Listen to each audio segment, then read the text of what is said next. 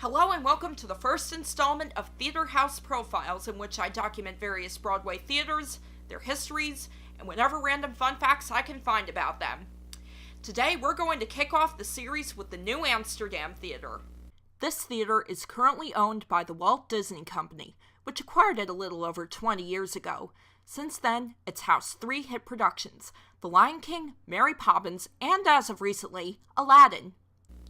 Sure, it's now owned by the most magical conglomerate company on Earth, but the history of it wasn't exactly the happiest.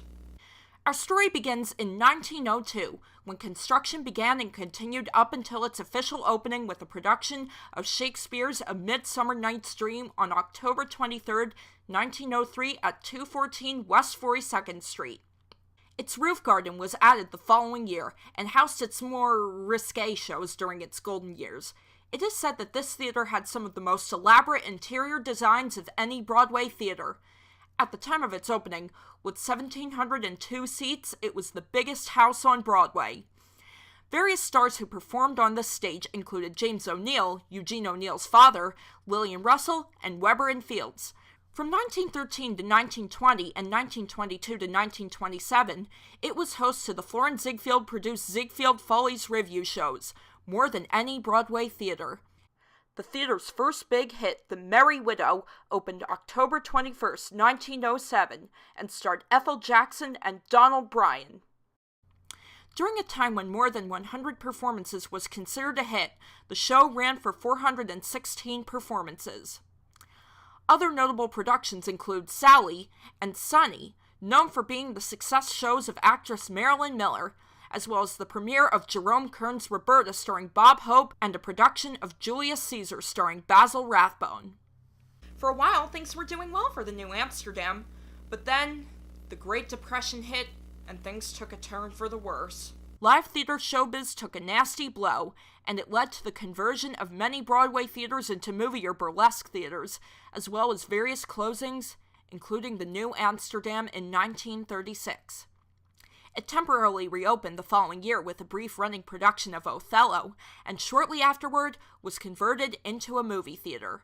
During this time, the roof garden was used as a rehearsal space for a few notable productions, like the original productions of My Fair Lady and Gypsy.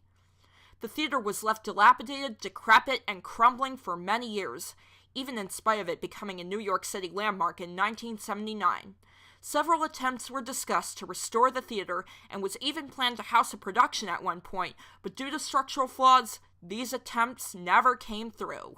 Then, in May of 1995, a miracle happened.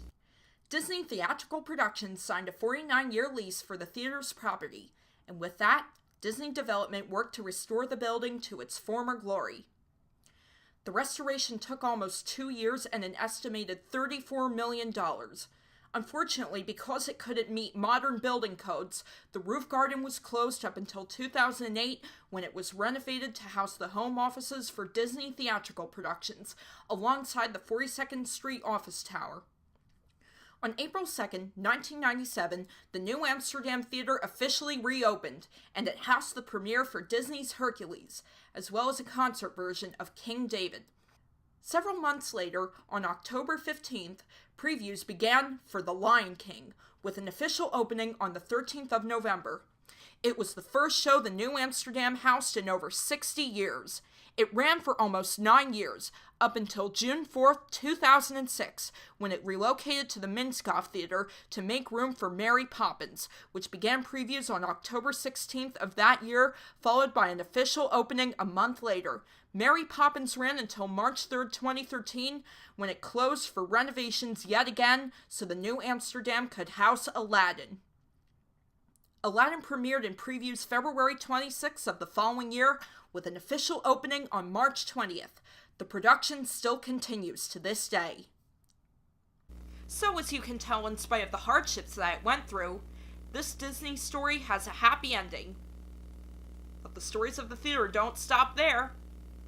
In 1999, while The Lion King was still running at the New Amsterdam, the Backstreet Boys themselves held a televised concert for the Disney Channel in preparation for their Into the Millennium tour, which begun later that year.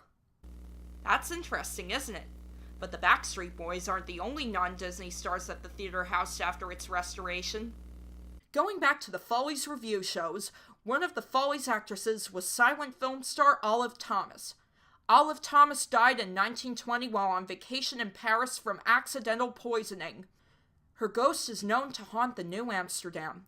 According to Playbill.com, she is known for being one of the most active ghosts on Broadway. Incidents with her involve a stack of DVDs in an office going flying across the room after having been compared to her sister-in-law, Mary Pickford, as well as helping a woman get a booster seat for her child shortly after Aladdin opened. Disney Theatrical Productions Vice President Dana Amendola has placed pictures of her at every entrance to the theater so that employees, or should I say cast members, can greet her and blow her kisses, which is said to keep her mischief and antics under control. And so, that wraps up episode 1. Until next time, guys, bye!